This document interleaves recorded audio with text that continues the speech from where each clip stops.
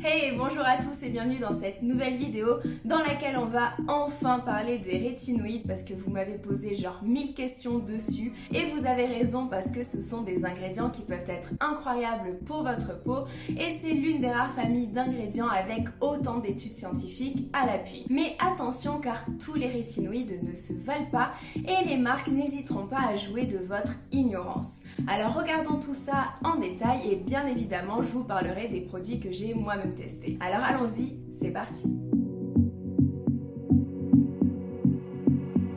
Alors dans la grande famille des rétinoïdes, vous avez premièrement les esters de rétinol, le rétinol qui est donc la vitamine A, le rétinaldéhyde qu'on appelle également le rétinal, et pour finir vous avez l'acide rétinoïque qu'on appelle aussi l'atrétinoïde. Et parmi tous ces rétinoïdes, la forme qui nous intéresse le plus, c'est l'acide rétinoïque, parce que c'est la forme active de la vitamine A, c'est lui qui va pouvoir avoir un effet sur votre peau. Malheureusement ou heureusement, l'acide rétinoïque est uniquement disponible sous ordonnance à la pharmacie, mais rassurez-vous, les autres formes sont tout aussi intéressantes parce qu'en fait elles vont venir se convertir en acide rétinoïque dans votre peau. En effet, les esters de rétinol vont se convertir en rétinol qui va lui-même se convertir en rétinal qui va à son tour se transformer en acide rétinoïque. Alors ce qu'il faut comprendre avec ce schéma, c'est que plus vous avez de conversion, c'est-à-dire plus vous avez d'étapes pour arriver à l'acide rétinoïque, moins votre produit il sera rapide, moins il sera efficace. Mais attendez la fin de la vidéo s'il vous plaît avant d'appeler votre médecin pour lui demander une ordonnance d'acide rétinoïque parce que c'est son efficacité qui fait aussi sa dangerosité. S'il est uniquement sous ordonnance, ce n'est pas pour rien. Pour finir, je vais juste vous parler d'une autre grande famille qui est liée à la famille des rétinoïdes. Je parle bien entendu des caroténoïdes que vous connaissez certainement grâce au bêta-carotène. Alors les bêta-carotènes, ce sont des molécules colorées que vous allez retrouver dans les fruits et les légumes et que vous retrouverez notamment dans la carotte. Et donc les bêta-carotènes, ils sont également intéressants parce qu'en fait, ils vont aller se transformer dans votre corps en acide rétinoïque. Alors maintenant qu'on a vu ces différents rétinoïdes, la question qui nous reste, c'est quelles sont leurs fameuses propriétés pour un usage cosmétique? Eh bien, ils ont une activité anti-âge et anti-acné. Parce qu'en fait, l'acide rétinoïque, il est directement capable de communiquer avec nos cellules. Alors, comment il fait ça? Eh bien, en fait, votre corps, il a besoin de vitamine A pour fonctionner, car cette vitamine, elle intervient notamment dans divers processus biologiques, comme par exemple la différenciation cellulaire ou encore la prolifération cellulaire. Le problème, c'est que votre corps, il ne sait pas synthétiser tout seul de la vitamine A. Il faut donc le lui apporter en mangeant des fruits et des légumes qui contiennent des bêta-carotènes et ou des produits animaliers qui contiennent eux des esters de rétinol et du rétinol. Du coup, votre corps, il connaît très bien la vitamine A et donc vos cellules, elles disposent naturellement de récepteurs pour l'acide rétinoïque. En résumé, les rétinoïdes que vous allez appliquer sur votre peau, ils vont aller se transformer en acide rétinoïque qui va pouvoir se lier aux récepteurs de vos cellules et communiquer avec elles afin de les inciter à proliférer et à se différencier plus rapidement ainsi qu'à produire plus de collagène. Autrement dit, les rétinoïdes, ils augmentent la production de collagène de votre peau pour avoir une peau plus ferme, mais ils vont aussi activer le renouvellement cellulaire, ce qui va avoir un espèce d'effet exfoliant sur votre peau parce qu'en fait, ça va activer le processus de desquamation naturelle de votre peau, c'est-à-dire que les cellules mortes qui sont à la surface de votre peau, elles vont s'éliminer plus facilement et elles vont être remplacées par de nouvelles cellules. Donc rien qu'avec ces deux paramètres, les rétinoïdes, ils permettent d'avoir une peau d'apparence plus jeune, c'est-à-dire plus ferme, de diminuer les rides et les ridules, de diminuer également tout ce qui est taches hyperpigmentées et cicatrices et de diminuer la présence de boutons. Et encore, c'est même pas fini. Parce que oui, les rétinoïdes, ils réduisent également la taille et la sécrétion des glandes sébacées. Alors pour rappel, les glandes sébacées, ce sont des glandes qui sont présentes dans votre derme et qui sont responsables de la production de sébum. Donc en d'autres termes, les rétinoïdes, ils vont aller réguler la production de sébum, ce qui va avoir pour effet de diminuer les imperfections et ça va également resserrer les pores de votre peau. Et ce n'est toujours pas fini car ce sont également des antioxydants, c'est-à-dire qu'ils empêchent l'oxydation de vos cellules dues à l'environnement extérieur et donc ils permettent de lutter contre le vieillissement prématuré de la peau. Donc en conclusion, les rétinoïdes, ce sont des ingrédients anti-âge et anti-acné qui sont incroyables.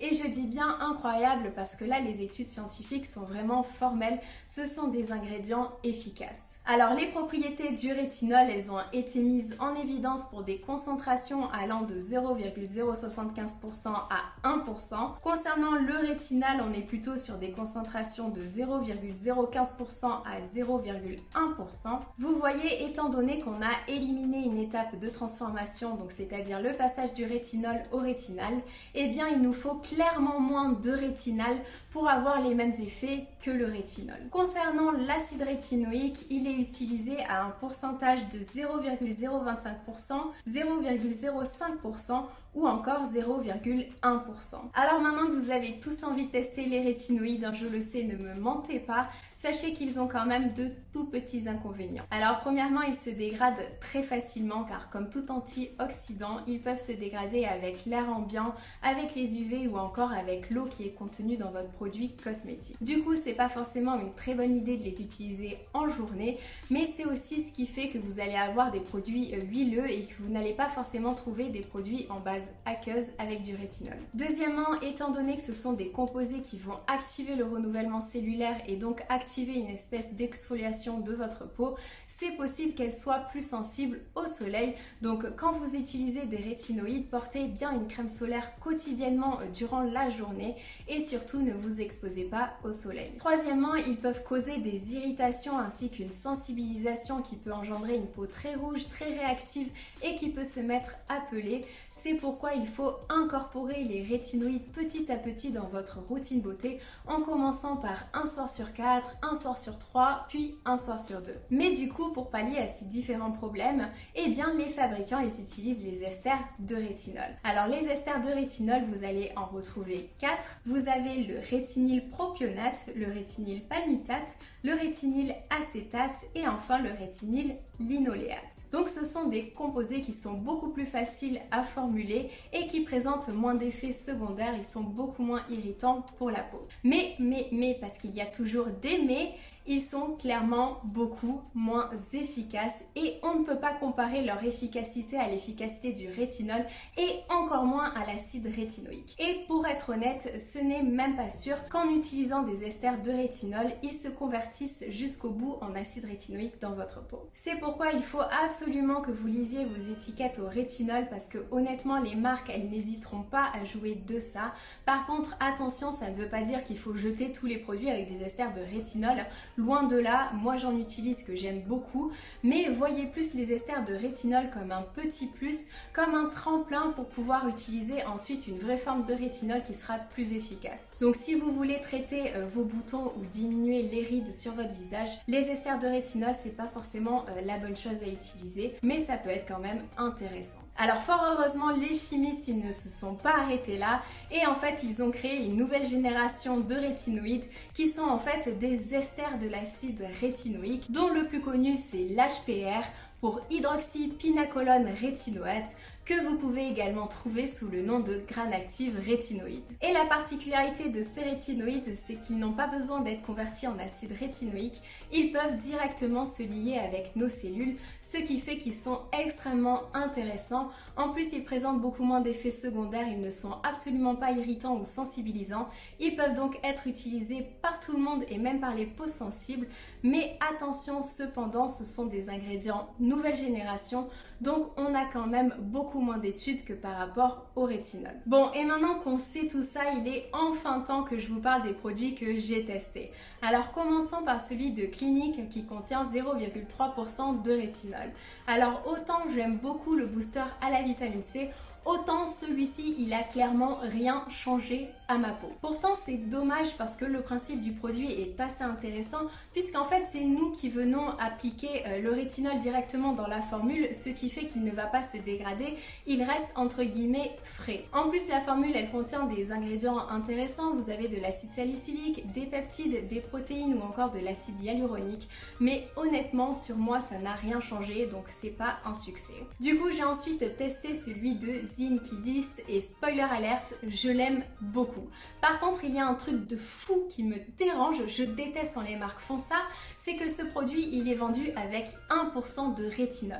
Alors qu'en fait, il contient 0,5% de granule active rétinoïde, donc le rétinol nouvelle génération, et il contient 1% de Rétistar. Alors Rétistar, c'est un actif qui est vendu par la société BASF, donc c'est une société qui vend des matières premières cosmétiques, c'est une société que j'adore, ils font de très bons produits, j'ai adoré travailler avec eux dans le passé, mais 1% de Rétistar, ça donne pas 1% de rétinol. Parce qu'en fait, le Rétistar, c'est une matière première qui contient du caprylique triglycéride, du sodium ascorbate, du tocophéral et enfin du rétinol. Il est donc impossible qu'avec 1% de Rétistar, vous avez 1% de rétinol dans la formule. Mais bon, ce produit, je l'aime beaucoup parce qu'en fait, il fait une superbe introduction aux rétinoïdes. En fait, si vous n'en avez jamais utilisé, c'est très bien de commencer par celui-ci parce que vous n'allez pas avoir d'irritation ou de sensibilisation et vous allez préparer votre peau à recevoir un rétinol un petit peu plus concentré. Donc voyez vraiment ce produit comme un produit tremplin qui va vous permettre après d'utiliser d'autres produits plus concentrés en rétinol. Ensuite, bien évidemment, je vous recommande de tester les rétinoïdes de deux marques que j'adore. Je parle bien entendu de The Ordinary et de Typology. Donc Typology, ils ont un sérum au rétinol qui est à 0,3% de rétinol et comme d'habitude avec Typology, c'est ce que j'aime beaucoup chez eux, c'est que la formule, il n'y a vraiment pas de chichi. Vous avez de l'huile de ricin, de l'huile de soja et ensuite du rétinol. Ce qui fait que le rétinol il va être stable et à 0,3%, c'est vraiment un bon produit pour commencer à incorporer du rétinol dans votre outil. Concernant ceux de The Ordinary, c'est un petit peu compliqué parce que parfois ils adorent se prendre la tête et vous prendre la tête aussi. En fait, ils ont créé 6 sérums au rétinoïde. Mais vous allez voir, c'est très simple. En fait, vous en avez un avec 0,2% de rétinol dans du squalane, un avec 0,5% de rétinol dans du squalane et enfin un contenant 1% de rétinol dans du squalane. Alors le squalane, si vous ne savez toujours pas ce que c'est, moi c'est une huile que j'aime beaucoup et donc là en l'occurrence ça permet à ce que le rétinol il reste stable et il ne se dégrade pas. Mais ce qui est très intéressant et très judicieux par The Ordinary, c'est que en fait vous pouvez commencer par celui à 0,2% le temps que votre peau elle s'habitue au rétinol, puis vous pouvez passer à celui à 0,5% et si vous avez envie d'avoir toujours plus d'efficacité, vous pouvez alors passer à celui à 1%. Et ils ont ensuite créé 3 autres sérums en utilisant le Granule Active rétinoïde, donc le rétinoïde nouvelle génération.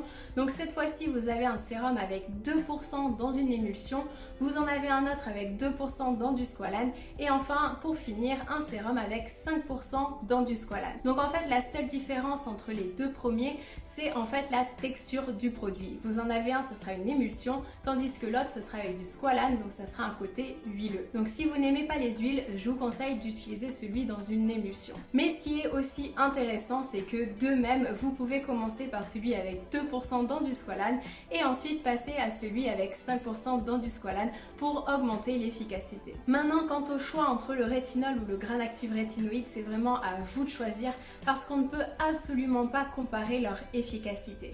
Mais ce qui est bien avec la marque The Ordinary, c'est que les produits sont pas chers du tout, donc vous pouvez en tester un puis tester l'autre et voir ce que votre peau préfère. Ce qui est sûr, c'est que si vous avez une peau sensible, dans ces cas-là, utilisez le Granule Active rétinoïde. Pour finir, j'ai également testé la crème de Drunk Elephant qui contient 1% de rétinol et je l'ai adoré, mais vraiment j'ai eu des résultats incroyables. Donc à savoir que je l'ai utilisé pour diminuer les boutons, pas pour diminuer les rides de ma peau, mais vraiment je la rachèterai sans hésiter. Alors c'est comme tous les produits de la marque Drunk Elephant, honnêtement la formule il n'y a vraiment rien à redire.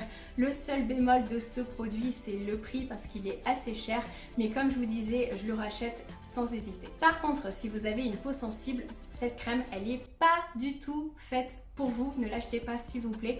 Et si vous avez déjà testé des produits contenant 1% de rétinol, eh bien allez-y quand même mollo avec celui-ci, incorporez-le petit à petit dans votre routine beauté. Faites bien attention parce qu'il est vraiment très fort. Et pour finir, juste un petit dernier pour la route, je suis actuellement en train de tester celui de Face Theory. Donc faites attention parce que Face Theory, ils ont deux sérums au rétinol. Vous en avez un avec 2% de rétinyle palmitate, tandis que la version pro, elle contient 3% de rétinol encapsulé. Alors le rétinol il est encapsulé dans des liposomes et les liposomes en fait ce sont des cavités sphériques qui sont formées par des bicouches phospholipidiques.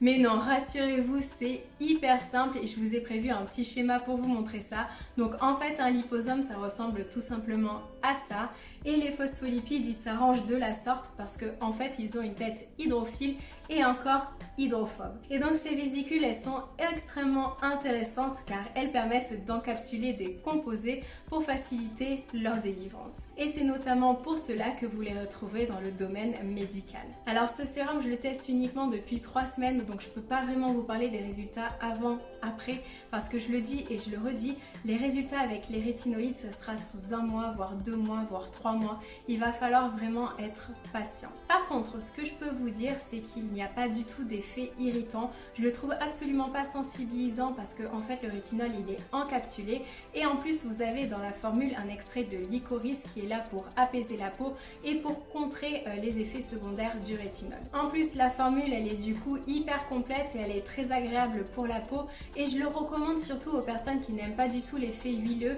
Ici on est plutôt sur une émulsion qui va être très douce et très agréable pour la peau. Alors si vous souhaitez faire une commande Face Theory, ça serait super sympa que vous utilisiez mon code promo que je vous affiche à l'écran. Alors je ne touche absolument pas de commission sur les ventes que je fais avec ce code promo, mais c'est juste pour notifier la marque que vous venez de ma part pour plus tard peut-être vous proposer d'autres produits ou d'autres partenariats avec la marque. Alors concernant l'autre version, la version non pro qui contient 2% de rétinyle palmitate, je vous suggère de l'utiliser uniquement si vous êtes encore jeune, si vous souhaitez juste un petit complément dans votre routine beauté parce qu'il a une très belle formule, mais si vous souhaitez diminuer les rides ou encore diminuer l'acné, je vous conseille vraiment d'utiliser la version pro. Et donc en conclusion de cette vidéo, il faut absolument regarder la composition de vos produits aux rétinoïdes parce que les marques n'hésiteront pas à vous arnaquer et d'ailleurs c'est valable pour tous les produits cosmétiques mais bon on en reparlera dans d'autres vidéos je pense. D'ailleurs sachez que j'ai prévu de vous faire une deuxième vidéo sur les rétinoïdes parce que honnêtement j'ai encore d'autres choses à dire que là je peux pas dire parce que la vidéo serait vraiment trop longue. Donc si vous avez encore des questions, posez-les en commentaire et je vous répondrai dans une deuxième vidéo. Voilà, je vous souhaite à tous une bonne journée, je vous fais de gros bisous, ciao!